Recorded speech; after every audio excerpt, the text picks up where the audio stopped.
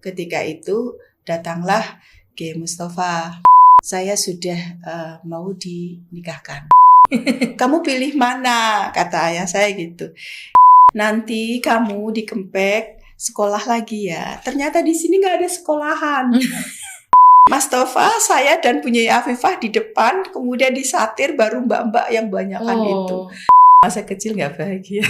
Bacaan yang langsung dituntun oleh beliau dan sampai sekarang masih kita rahasia ya. Yang mau tahu harus ke rumah beliau untuk minta ijazah langsung.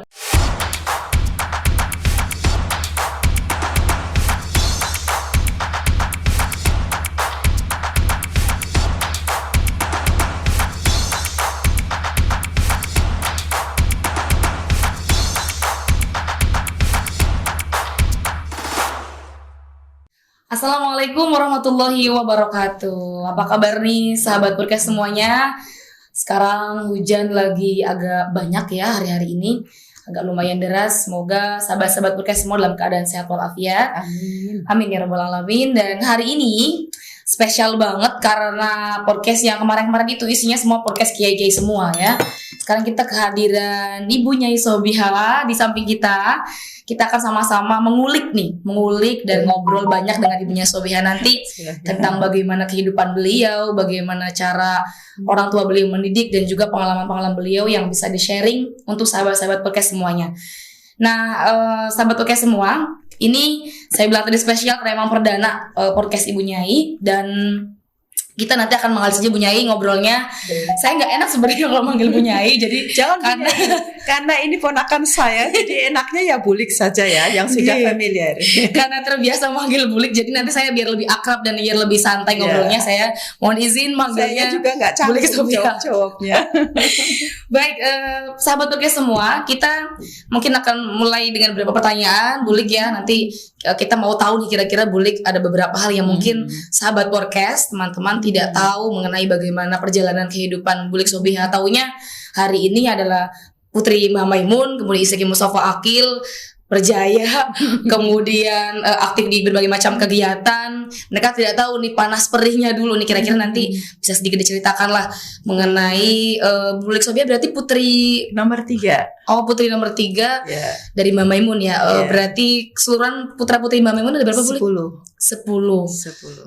Berapa putra, berapa putri? Putra 8, putri ada 2. Oh, oke. Dengan 2 ibu yang berbeda. Oh, okay. Saya abah itu istilahnya Joko Loro atau Jejaka dan Dara. Itu adalah dengan ibu saya.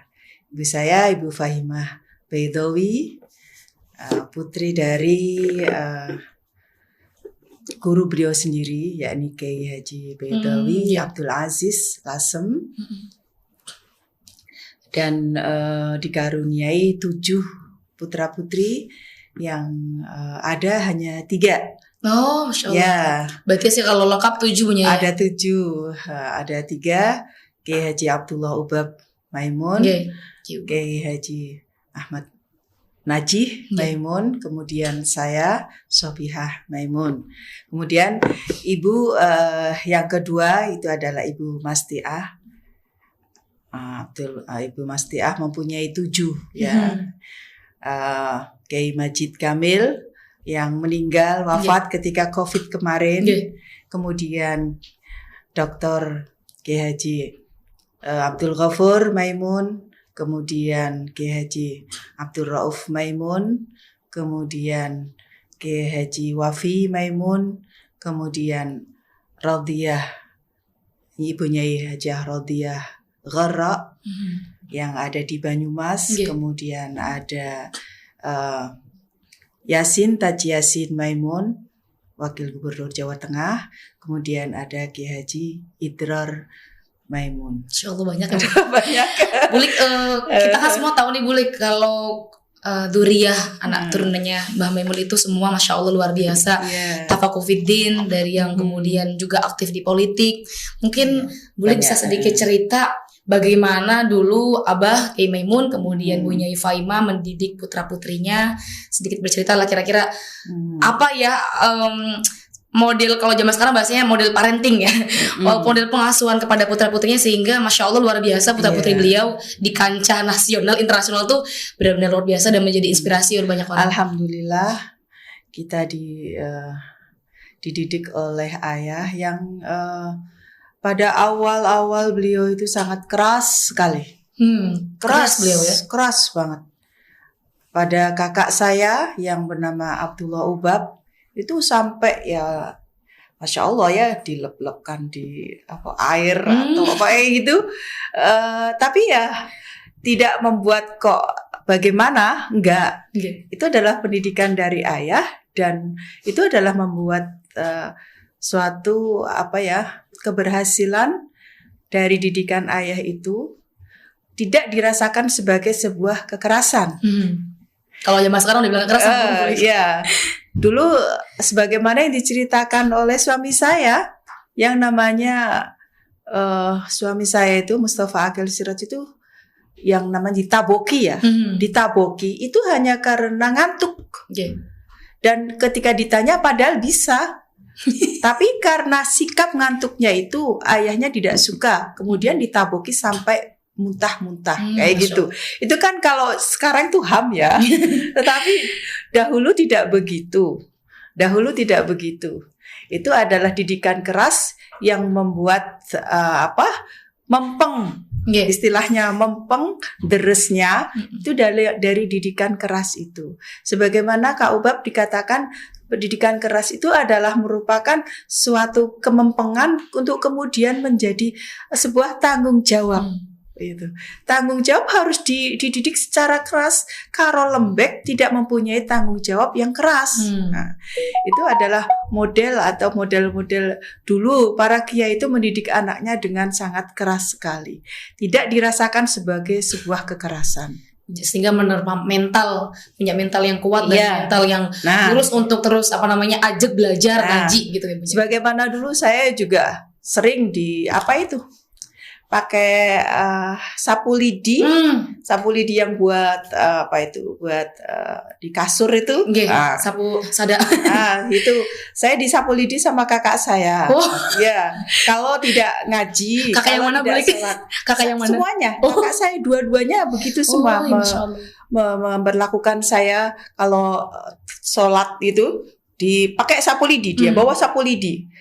Kalau nggak cepat ya das kayak gitu, tapi nggak apa-apa saya. Terus ketika habis subuh itu kan harus ngaji karena saya harus bangun subuh. Kalau tidak begitu saya tidak bisa bangun subuh, maka harus disiapkan sapu. Saya masih dulu saya ngaji di kakak saya itu ngaji ini Arba'in Nawawi, tapi beserta ininya ya. Kalau di sini kan hanya hadisnya saja. Kalau syarahnya itu harus ini. Kalau dulu harus hafal, syarahnya juga harus sedikit-sedikit hafal kayak gitu. Maka ya pakai sapu lidi. Saya itu masih ingat saya disapu lidi sama kakak-kakak saya. Kalau sama Abah pernah nggak? Kalau Abah saya sangat membela saya. Ketika anak perempuan satu-satunya. Karena saya perempuan, saya sering kayak gitu. Nantinya kakak saya itu dipanggil, kemudian jangan keras-keras. Padahal beliau sendiri sangat keras sekali, kata kakak saya. Tetapi kepada anak perempuan tidak begitu keras. Gitu. Sering yang kemudian udah jangan ini kayak gitu. Makanya saya agak manja itu karena dari ayah saya mungkin. Ya. Berarti Bulik itu belajar ngaji mondok itu di Sarang. Di Sarang. Saya sebenarnya sekolah itu karena saya itu orang tuanya ada cerai ya. Ya, ibu saya sama itu cerai. Ketika saya umur 1 tahun, kemudian saya diasuh oleh Mbok Sukilah ya, Mbok Sukilah. Kemudian saya ketika mau sekolah itu dibawa ke Lasem untuk sekolah TK 2 tahun di sekolah Muslimat NU. Saya masih ingat sekolah saya TK Muslimat 2 tahun saya itu. Kemudian di situ berarti saya otomatis dalam pengasuhan ibu saya. kemudian berpisah dengan Mbak Mun berarti tinggal di Lasem. Ketika kecil saya di Sarang sampai usia sekolah, kemudian di Lasem, kemudian ikut sekolah 2 tahun. Dalam sekolah itu kita di Muslimat itu berkembang sekali ya sekolahannya, karena harus mempunyai kualitas yang, karena di Lasem itu banyak Chinese dari non-Muslim banyak, maka kita harus bisa berlomba bagaimana kita bisa satu level dengan mereka. Jadi dulu ketika saya kecil itu ya sering lomba-lomba dengan Dorcas, sekolah Dorcas itu kan besar ya. Kemudian sekolah Wijaya Kusuma itu kan sekolah TK yang elit yang punya Chinese itu. Saya masih ingat dulu tuh ikut lomba-lomba seperti memasang-masang kerekan yang bisa dipasang jadi ini adu kecepatan dan lain sebagainya, kemudian menyanyi, kemudian menari juga boleh. Ya, saya pandai menari dulu. Saya pandai menyanyi. Ini nggak ada yang tahu nih, kata dulu Bu Sobiha pandai menari. Pandai menari. Kalau saya menari kupu-kupu, menari lilin, menari selalu saya terpilih menjadi penari karena saya dianggap bagus oleh bu guru mungkin. Berarti kreatif dari dulu sebenarnya. Kemudian setelah itu sekolah SD Islam, dulu masih ada SDI. Kemudian ketika di kelas 6 itu sudah berganti menjadi MI. Sudah tidak boleh SDI. Ganti dengan MI. Kemudian setelah itu, setelah kelas 6 selesai, secara formal abah saya itu datang ke Lasem meminta kepada Mbah Putri saya agar pengasuhan saya itu kemudian kembali kepada ayah saya. Jadi secara formal dijemput dengan mobil. Saya masih ingat ketika kecil itu dijemput. Kemudian mbah saya semuanya saudara mengantar semua saya di mobil untuk dibawa ke Sarang. Setelah di Sarang, ya mungkin liburan dulu, terus kemudian dipertanyakan, ayo mau mondok di mana? Di sini, ada beberapa pilihan. Tapi ketika saya mengajukan pilihan, saya tidak boleh. Karena saya itu ketika itu baru kenal dengan ipar saya yang baru mondok di Jombang gitu kan. Ya. Kemudian saya kok bagus ya, saya kan diajak ke sana juga. Jadi ke Jombang nggak boleh, terus ke Matolek nggak boleh. Kemudian saya ada sekolah di Sirampok ya, di Bumiayu itu ya, tapi hanya beberapa bulan. Tapi saya mengikuti di situ madrasah sanawiyah di situ. Kemudian saya sekolah di Sarang, di Al-Ghazaliyah Sarang. Al-Ghazaliyah Sarang. Sehingga karena saya itu umur 12, berarti 13 di Bumiayu, kemudian melanjutkan ke Sarang. Ke Sarang pun saya, karena level dari Sarang itu harus mengikuti tes, dan tidak semuanya setelah MI itu harus langsung alfiah, karena harus melalui tes. Jadi saya ketika itu harus mengulang ke Amriti. Setelah Amriti itu kelas 6, kelas 4, 5, 6, kelas 6 ya. Kelas 1 sanawiyah itu berarti saya umur 15-16. Saya nggak selesai karena kelas 1 sanawiyah ketika itu alfiyah baru 350-an mungkin, saya sudah mau dinikahkan. Belum selesai ngaji jadi saya ngaji sebenarnya nggak begitu selesai, nggak begitu puas atau kurang kenyang seperti mbak-mbak yang ada di pondok sini, tidak. Saya hanya alfiyah itu 350, kemudian hadis itu Abi Jamroh, Bulughul Maram, terus kemudian fikihnya itu Fathul Mu'in, terus kemudian yang lain-lainnya setara dengan itu. Tadi Ibu boleh cerita tentang lagi di tengah-tengah asiknya belajar dan ngaji, tiba-tiba disuruh nikah. Iya. Tahun berapa itu berarti Bulik? tahun 86 awal. Usia berapa saat itu? Usia 16. Masya Tapi sebelumnya sebenarnya saya itu sudah dijodohkan. Oh, Sudah dijodohkan ketika itu saya itu baru selesai SD. Baru selesai SD itu saya masih pakai rok. Masih ingat saya masih pakai rok. Terus masih pakai kerudung yang cuma diginiin talikan saja itu. Saya dibawa ke Malang sama abah saya. Saya itu diladenin sama ya Gus-gus mungkin ya yang ngeladenin saya. Sayanya masih sibuk main-main dengan kucing karena di situ kucingnya banyak ya. Saya kan lari-larian, kayak saya masih kanak-kanak sekali karena saya itu anak satu-satunya perempuan yang kebetulan itu manja dan belum dong gitu. Jadi masih lari-larian ini. Lah saya itu nggak tahu kalau yang ngeladenin saya, yang nemenin saya main sama kucing itu ternyata yang dijodohkan sama saya. Saya nggak tahu, ya saya nggak tahu. Terus kemudian itu berlanjut kan sampai usia saya 16 tahun. Ketika itu datanglah Kiai Mustafa.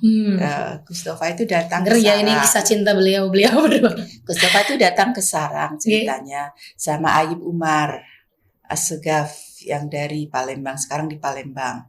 Itu dulu datang ke Sarang. Dan saya itu sudah dipingit di Lasem beberapa hari. Terus ketika Mustafa datang, saya juga nggak tahu Mustafa datang itu. Ya. Cuman saya dijemput oleh kakak saya. Wis Kak Sido. Saya kan kalau itu sudah dibawa ke Lasem itu kan disuruh puasa, disuruh ritual sebelum ya biasanya ndak boleh ndak boleh minum banyak, ndak boleh makan banyak, ndak boleh kayak gitu-gitu. Saya didatangi kakak saya disuruh balik lagi ke Sarang. Kak Sido batal gitu. Tapi saya juga nggak tahu. Saya kan masih anak-anak, jadi nggak tahu. Terus kemudian datang ke Sarang, kemudian setelah Mustafa itu nggak ada, Mustafa itu datang ke Sarang, kemudian disuruh ke Tambak Beras oleh ayah saya, disuruh naik mobil ayah saya sama kakak saya, kondangan bareng ke Tambak Beras. Awal-awal terus Nasir Fatah ketika itu mantenan, ya. Nah, itu pulang itu dari mantenan, terus ditawarin sama ayah saya gitu. Ini katanya lo ya, saya sendiri nggak ini karena saya masih anak-anak.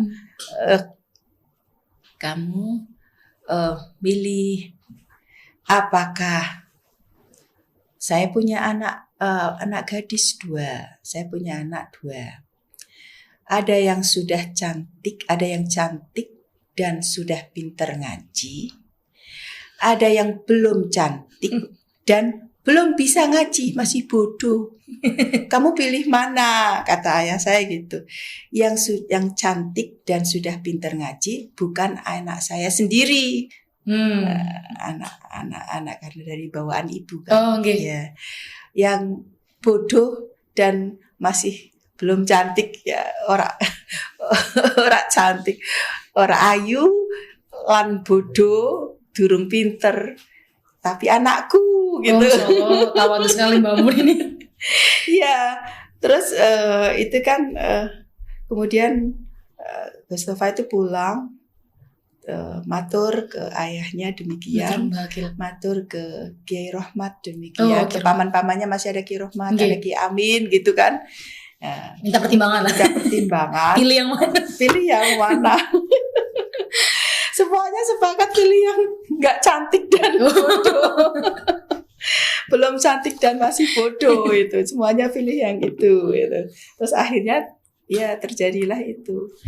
Selang beberapa bulan kemudian Ki Agil datang ke sana. Jadi saya sekolahnya masih kelas 1 sanawiyah waktu itu. Satu sanawiyah itu di sana, alfiyah ula. Ya. Belum tamat ya Bu. Jadi belum Bulik tamat. ngajinya. Iya, jadi ya serba kurang sekali dalam pengajian.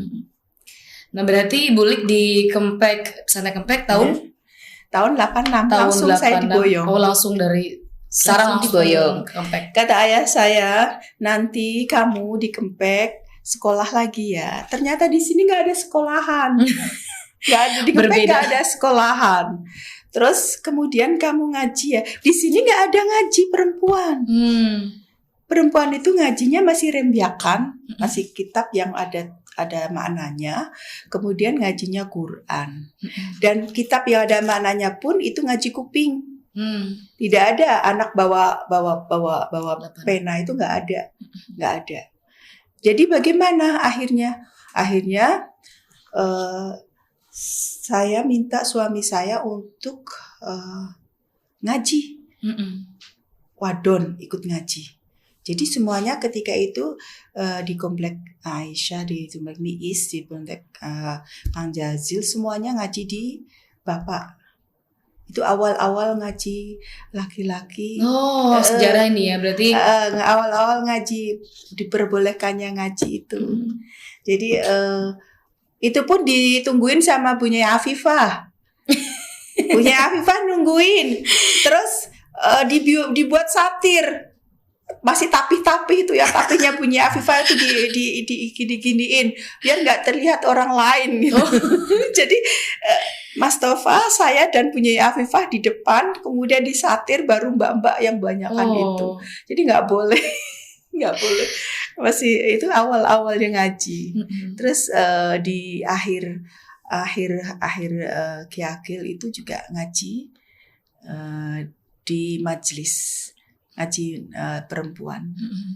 Di antaranya ya saya ikut, kemudian Bu Iin ikut, Bu Nyai ada Bunda Toah ikut itu tapi sudah akhir ketika hendak wafat itu. Berarti setelah saya ngaji juga di Belandongan depan. Di Belandongan depan tuh ngaji alfiyah, tapi ya enggak ini banget ya, karena saya juga kayaknya ada ngomong anak, ada apa kayak gitu. Jadi saya enggak dikatakan sebagai hatam alfiyah, itu enggak. Berarti meskipun sudah menikah, Kiai Mustafa memberikan pendidikan, kemudian setelah itu agar Bulik tetap bisa ngaji ya. Karena di sini enggak ada ngaji dan di sini enggak ada sekolah. Saya Bulik tadi sempat cerita Mbak Mun dengan Bu Nyai Faimah sempat virok, sempat bercerai. Tentu perceraian bagi anak itu bukan sesuatu yang mudah. Mungkin teman-teman sahabat podcast belum tahu kira-kira bagaimana perasaan saat itu ketika Abah dan Ibu harus berpisah. Kita nggak tahu karena saya umur 1 tahun waktu itu. Oh, Masya Allah. Umur 1 tahun. Berarti secara nggak tahu ya, nggak tahu. Kehidupan sebenarnya Bulik gimana ya, bahasa halusnya kurang ya hidup bersama dengan Abah Mamun itu. Kurang, masa kecil nggak bahagia. Insyaallah. Nggak apa-apa itu. Karena harus ngenger, istilah Jawa itu harus ngenger. Saya harus ngenger. Ngenger itu ikut hidup di kehidupan orang lain. Misalkan saya di Lasem, berarti saya ngenger kepada Mbah Putri saya. Ketika liburan harus ke sarang, berarti saya harus ngenger kepada ibu tiri saya. Jadi saya harus bisa membawa diri saya di hadapan ibu saya, ibu tiri saya, dan bagaimana saya bisa bersikap baik dengan ibu saya. Gitu. Dan saya alhamdulillah mempunyai kakak yang mendoktrin saya, adalah ibu bagi kita sebagai anak, itu makomnya lebih mulia dibanding dengan kita. Kita sebagai anak belum tentu dipandang sebagai ayah kita sudah bisa membahagiakan ayah kita. Tetapi ibu atau pendamping ayah kita sudah pasti dipandang oleh ayah kita sudah bisa membahagiakan ayah kita. Jadi menurut kakak saya adalah kita sebagai anak tidak boleh merasa atau tidak boleh memposisikan kita lebih daripada ibu kita. Ibu kita tentu lebih mempunyai maqam yang lebih utama dan mulia. Itu menurut pandangan dari Masya Allah, luar keluarga biasa. kita. Jadi tidak ada istilah ibu Tidak ada tiri konflik, tidak ada. Bahkan ketika saya kan di Kempek ya, kemudian ibu tiri saya mempunyai sikap yang biasa terhadap saya, sampai kepada masalah yang dalam-dalam gitu, misalkan curhat atau apa, ataupun saya memberikan sesuatu kepada adik-adik saya, itu ibarat saya memberikan kepada atau kasih sayang saya kepada adik-adik saya, tidak terlintas bahwa itu adalah adik tiri saya. Itu karena kakak saya sedemikian bijaksananya sampai sekarang. Berarti pengaruh mentalitas bulik yang kuat, kemudian cara pandang terhadap permasalahan tadi itu bijaksana adalah ada faktor kakak-kakak yang juga memberikan arahan yang baik kepada bulik. Iya, kemudian abah saya juga. Dan saya tahu betul sebenarnya bulik kepada semua adik-adiknya yang lil up maupun lil maupun syakik atau tidak syakik, beliau sangat-sangat baik, sangat-sangat eman. Alhamdulillah. Semua sama rata. Karena memang kadang-kadang abah saya gini, memberikan contoh ya, memberikan uang kepada saya. Tapi itu bukan untuk saya. Coba nanti kamu kasihkan ke ini ya. Dari situlah saya diberi pelajaran oleh ayah saya bahwa saya harus memberikan kepada itu loh, gitu kan. Diajarin untuk bersedekah tuh dengan cara tadi. Iya. Jadi banyak sekali cara-cara beliau yang halus, yang saya rasakan itu adalah sebuah perintah. Tapi langsung action, langsung dipraktekkan gitu. Jadi saya merasa bahwa ini adalah pitutur yang harus diikuti gitu.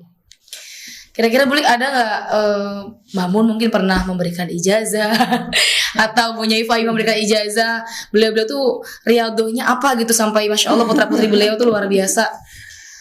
Bisa tahu bulik. Alhamdulillah ya, saya itu bukan orang yang khusyuk. Saya itu bukan orang ahli ibadah. Tapi saya ketika umur balik itu saya ditimbali, kemudian